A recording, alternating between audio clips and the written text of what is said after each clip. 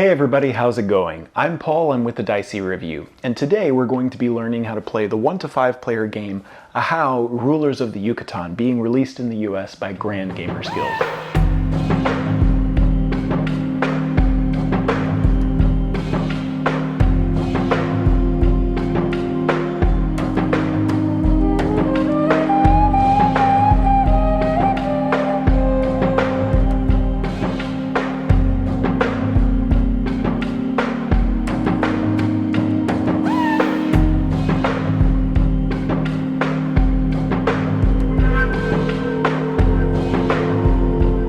Ahau comes with all of the components that you see here, including a double-sided game board, a double-sided player board in each of the player colors, solo components including a double-sided solo player board, 6 personality cards, and 1 resource tracker card, 25 building tiles, 10 city tiles, 7 god scoring tiles, 5 3D temples, gameplay summary cards, 6 roll cards, 85 pyramid tiles, 5 weapon tiles, 5 100 to 200 fame markers, 75 resource tokens, 1 Katoon marker, and 15 production site tiles. The game also comes with a number of components in the 5 different player colors.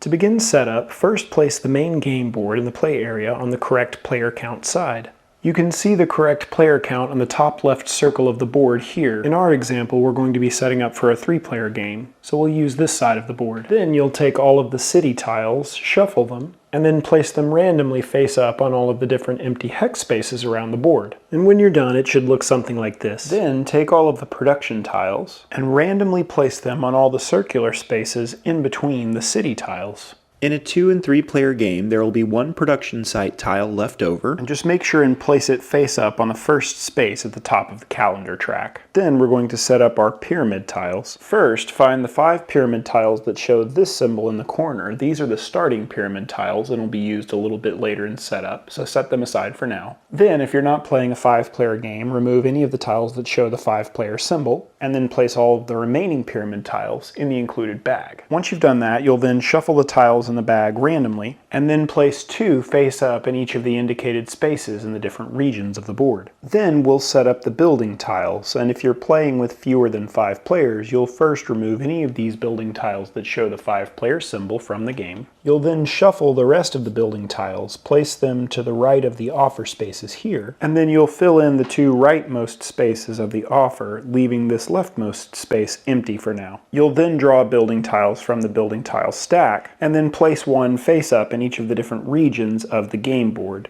In a 2 and 3 player game, there will be 5 regions as you see on the board here, whereas in a 4 and 5 player game, there will be 6 regions on that board. Then assemble all the 3D pyramid tiles following the instructions in the rulebook.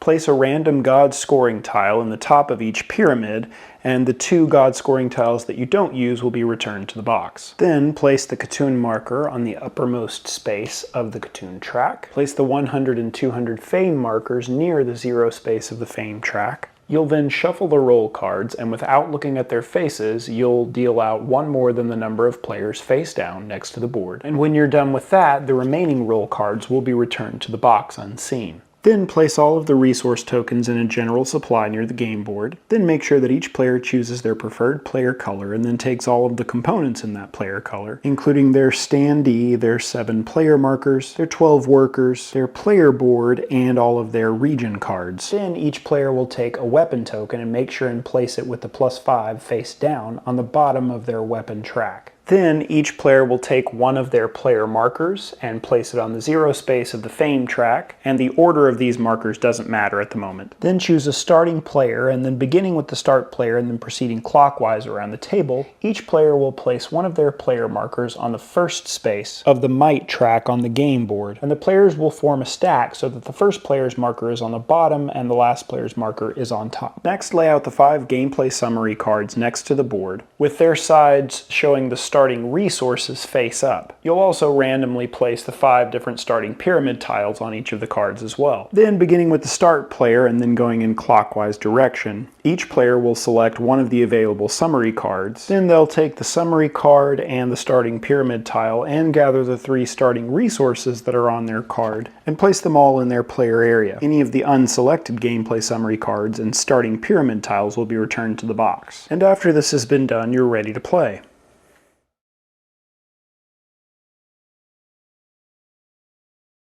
In a game of Ahau, the game will take place over a number of katoons, and each katoon will consist of 1 or more rounds, and the number of rounds will vary depending on when the end of the katoon is triggered. The game will end whenever a player has completed their pyramid, or placed their last worker, or alternatively at the end of a 3rd katoon. And each round within a katoon will consist of a movement phase and then an action phase.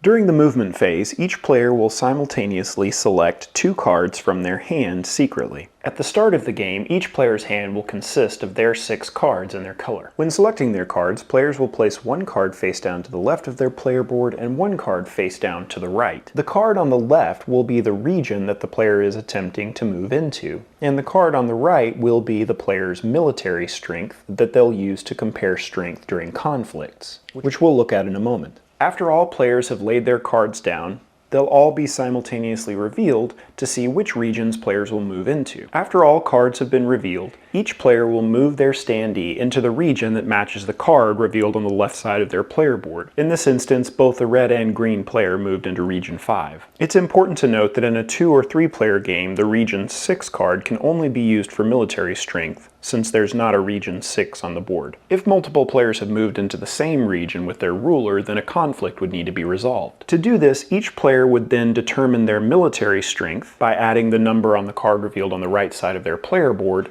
to their current weapon strength level. And the player with the highest total strength after comparing these numbers would win the conflict. So in this example, with both players at a strength of 1 because we're at the start of the game, the green player would have 7 as opposed to the red player's 3. Because of this, the green player would win the conflict. Any other players involved in the conflict would lose. The winner of the conflict would then be able to move their marker 1 space forward on the might track. Every time someone moves on the might track, wherever they land, they will gain a benefit from the appropriate space. We'll look at the details of all of these benefits later in the video, but winning a conflict would allow that movement. If a player needs to move on the might track and they're going to land where someone else already is, simply place their marker on top of that stack. If a player loses a conflict, they would first increase the level of their weapon track by 1, and if a player ever needs to go past 5, they would flip their marker to show 5+ and continue moving. And then they would have to move their ruler to an adjacent, unoccupied region if possible. So in this instance, the red player could move to region 3, 2, or 1. If there were a situation where no adjacent regions were unoccupied, then a player would be able to move to any unoccupied region on the board, regardless of if it were adjacent or not. In this instance, we'll say that the red player moves their marker to region 2. If there's ever a tie between players when you're trying to determine strength, ties are always broken in favor of whoever's highest on the might track, and if there's multiple people on the same space of the might track, whoever's marker is higher would win in the case of a tie. Then, after any conflicts are resolved, players will take one of the 2 pyramid tiles in each of the regions where their ruler currently resides. The regions are resolved in numerical order, starting from the lowest and then going to the highest. So in this case, this region would be resolved, then this one, then this one. Players can also resolve this step simultaneously if they want to. We'll say that the red player selects this tile, the tan player selects this tile, and the green player selects this tile. Once a player has chosen their pyramid tile, they'll place it in their personal supply with any other tiles they might have.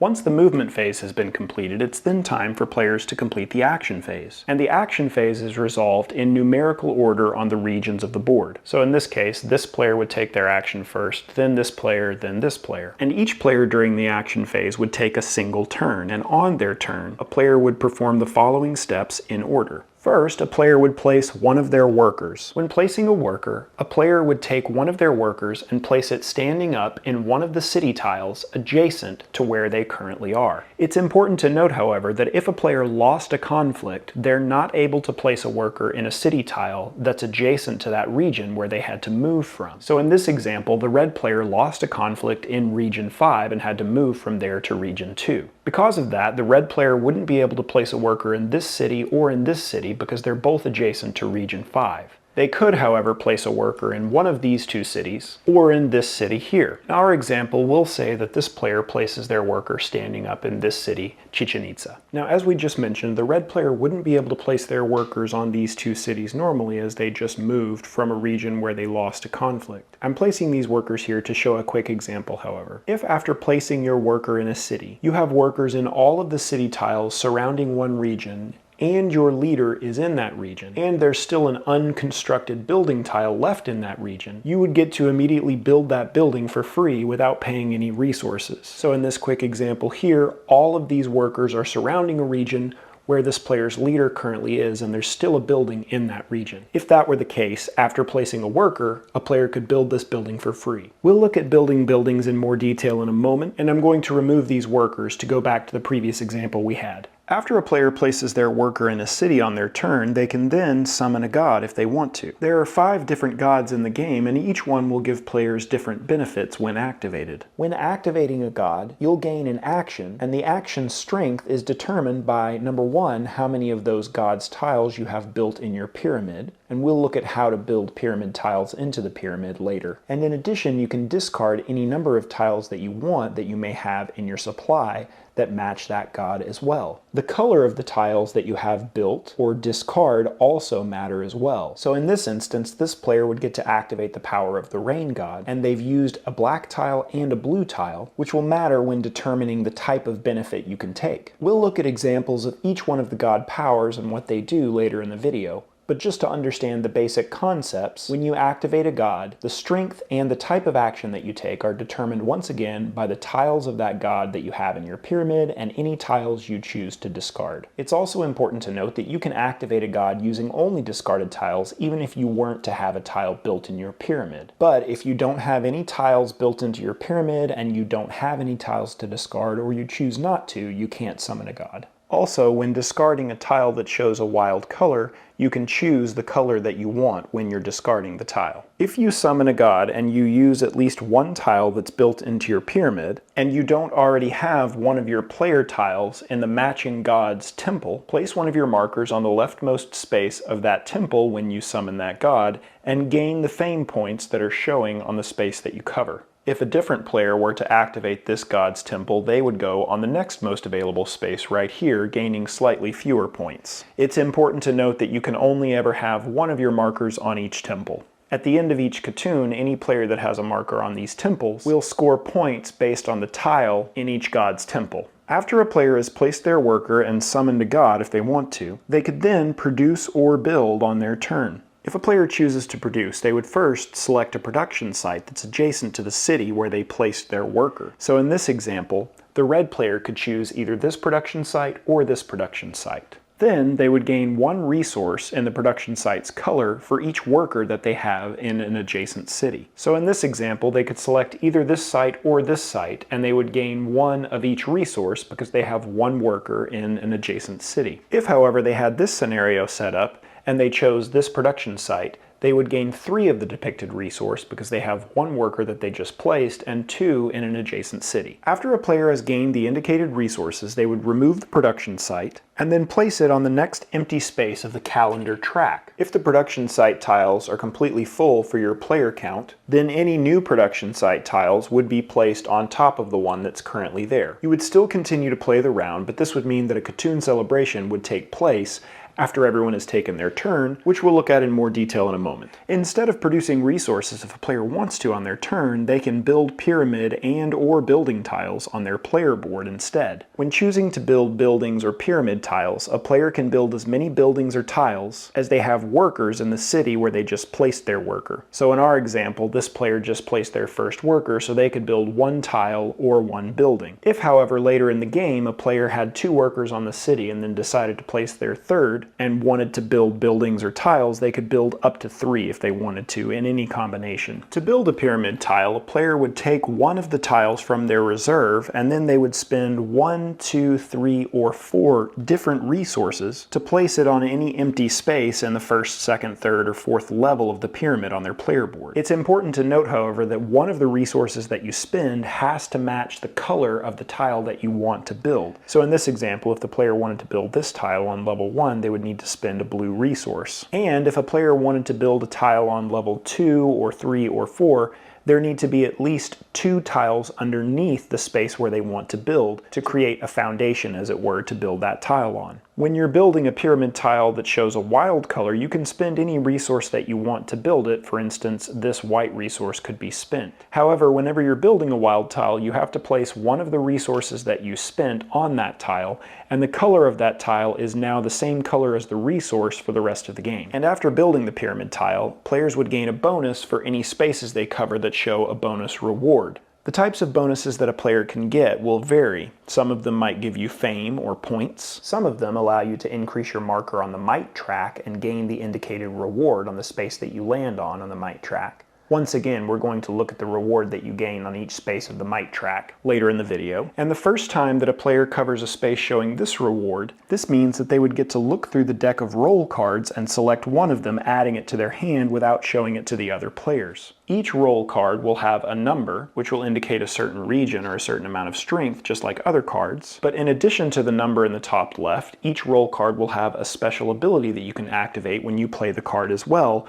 whether you play it to go to a certain region for movement or whether you play it for military might. The High Priestess ability will allow you to summon any god this round, not just the god where you place your worker, and you'll gain 1 additional action strength when summoning the god that you choose. The War Captain ability would allow the player to move their ruler from the region where they've indicated after all players have revealed their movement cards for the phase. This player could move their ruler from the region where they are to any adjacent region, whether that region is occupied by another player's ruler or not, and then conflicts would be resolved. This is the Dancer ability, and this card's ability says that a player can summon a god instead of producing or building in this round's action phase. So essentially, this would allow a player to skip building or producing and summon 2 gods in a round if they want to. If a player chooses to use this special ability, they can't summon the same god that they did during the Summon God phase. The Merchant card's ability allows a player to deplete a production site anywhere on the game board instead of being adjacent to where you placed a worker this round. And when gaining resources, the player would gain 1 resource for each worker adjacent to whatever tile they choose, plus 2. The Master Builder ability would give a player a 1 resource discount on each of the first 2 pyramid or building tiles you build this round. And finally, the Queen's ability would allow you to spend 1 resource to lay down a worker if you want to. A worker that's laying down counts as 2 workers for any and all game purposes. And if you need to remove a worker from a city, instead of removing a worker, you can, if you want to, just stand a worker that's laying down up. That would then count as a single worker again. After a player has chosen one of the cards, they would then return the rest of the cards face down next to the board. If after a player has acquired one of these special roll cards, they cover that symbol again, gaining that benefit, instead of gaining a new special roll card, they would simply be allowed to collect their special roll card from a discard pile and put it back into their hand if they wanted to. If a player wants to build a building tile instead of a pyramid tile,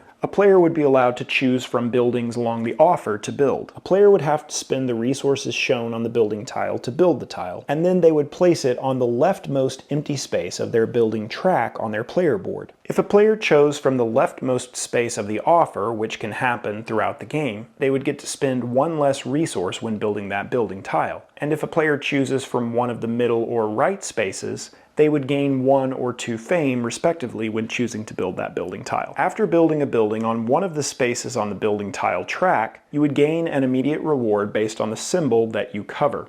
Some symbols will give you points. For instance, this would gain you 7 points for building here. Some symbols would allow you to gain weapons, so you would be able to increase your weapon 1 space on the track. This symbol would allow you to either gain one of the special roll cards or retrieve that roll card from the discard pile. This symbol would allow you to draw pyramid tiles randomly from the bag. In this instance, since there's 1 tile showing, you would get to draw 1 tile from the bag. And this symbol would allow you to place one of your player markers on a temple where you don't currently have one, gaining any fame fame like you normally would. And each one of the buildings that you build will also grant an ongoing power that will be active from the moment that you build that building. You can build more than one building with the same symbol if you want to, and you would get to treat each building as a separate tile for their effects, but each player can only have a maximum of 5 buildings at a time. If a player has 5 building tiles and they want to build another one, they can replace one of their existing tiles, returning it to the box, and spending the normal resources required to build the new tile. But a player wouldn't gain the placement bonuses again if they're rebuilding over an existing building. The benefits and powers that building tiles give will vary. This building tile, for instance, would allow you to take 2 pyramid tiles from your region at the end of the movement phase instead of 1. This building tile would allow you to gain 1 additional fame for each city where you have the most workers during the Katoon celebrations, which we'll look at later in the video. This tile would allow you to take a pyramid tile from an adjacent region where your worker is during the movement phase. This building would allow you to treat up to 2 resources as resources of any color when building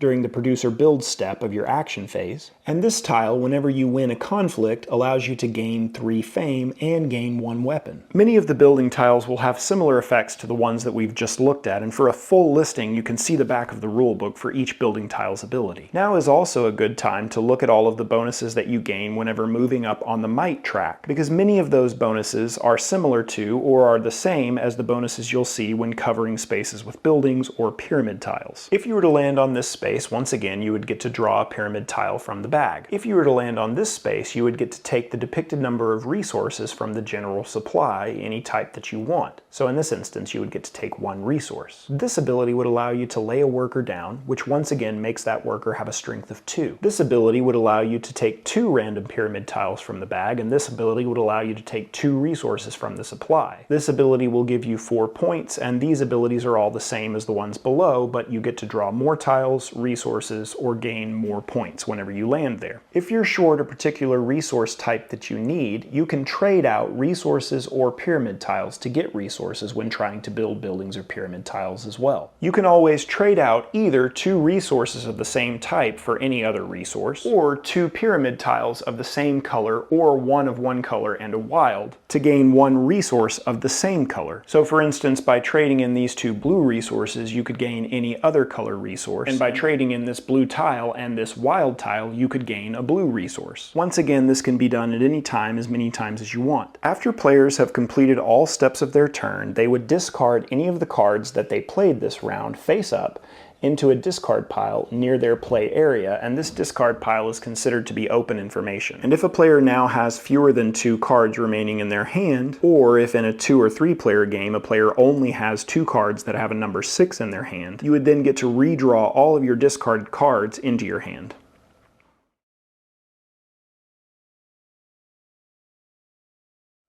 After all players have completed the action phase, the round would then end, and then you'll complete a few steps. First, replenish any missing pyramid tiles by placing them randomly from the bag. Then, if there's a building tile on the leftmost space, discard that into a face-up discard pile.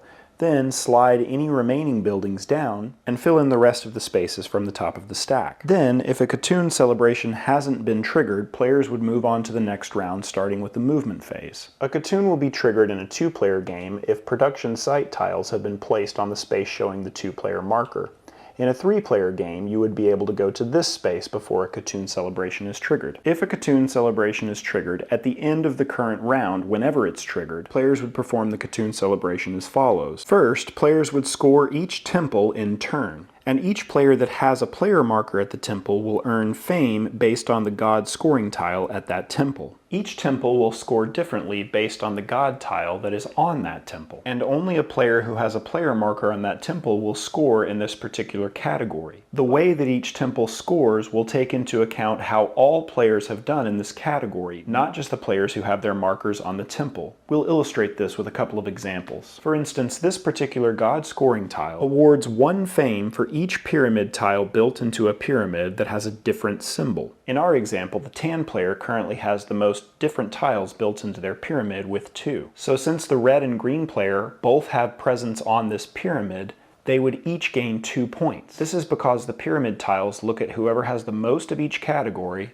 and then give points to the players who are currently on this pyramid tile. This god scoring tile gives 1 fame for every 2 steps on the might track rounded down. Currently, the green player is highest on the might track at a space of 4. That means that the green player has unlocked a bonus of 2 points for everyone who currently has a marker on this pyramid tile, which is currently tan and red. Once again, the player who has the highest score in the particular god scoring tile category unlocks a scoring bonus for whoever has a marker on the pyramid tile, even if that player isn't on that particular pyramid, like in this instance. This god scoring tile would give 1 fame for each city of a different god that's occupied by at least 1 worker, so having workers in different god cities. This god scoring tile would give players 1 fame for each building tile built on the player board of the player who has the most buildings. This god scoring tile would give 1 fame for each different color of resource in the personal supply of the player who has the most different color resources. The only other 2 god scoring tiles that we haven't looked at are these. This tile would give 1 fame for each temple scored in this Katoon, including the temple where this tile sits on. And then this god scoring tile would give 1 fame for each different color of pyramid tile in a personal supply,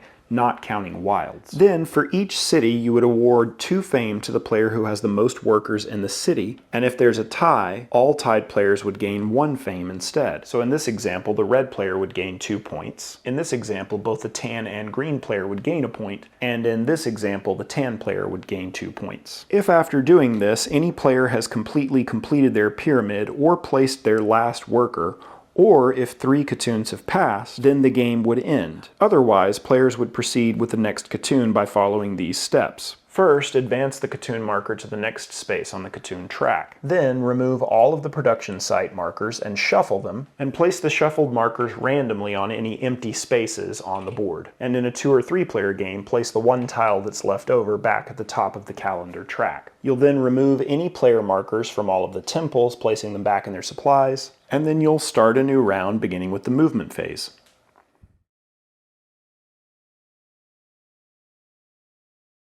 A game of Ahau can end in one of 3 ways. If a player completes their pyramid completely, if a player has placed all their workers on the game board, or if 3 Katoon celebrations have been completed. If the game is completed by pyramids or workers being placed, then the players will complete their current round like normal, and then perform 1 final Katoon celebration. If the game ends from a 3rd Katoon celebration, then it will end immediately after that 3rd celebration. The player with the most fame would be the winner, and if there's a tie, the tied player with the most pyramid or building tiles would win, and if there's still a tie, the victory would be shared.